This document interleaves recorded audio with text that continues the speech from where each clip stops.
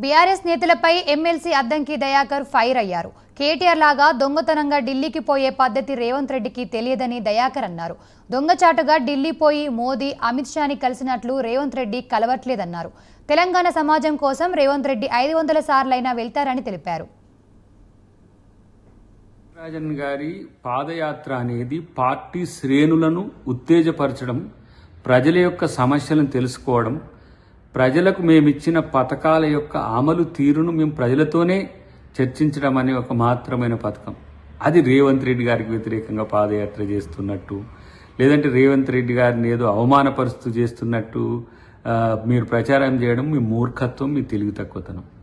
మీలాగా పార్టీ అధ్యక్షుడు, పార్టీ ముఖ్యమంత్రి అయితే ముఖ్యమంత్రి అది ఒకరే ఉండరు.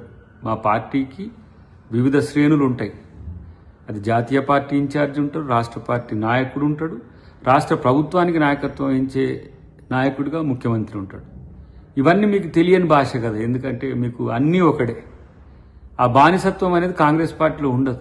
మల్టిపుల్ లీడర్ ఉంటారు, మల్టీ లెవెల్ లీడర్షిప్ ఉంటుంది.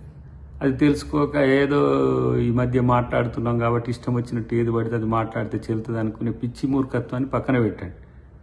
అన్నిటికంటే ముఖ్యంగా పిసిసి ప్రెసిడెంట్ గారి మీద చేస్తున్న కామెంట్స్ కానీ, మహేష్ కుమార్ గారు మీకు ఏ విధంగా సమాధానం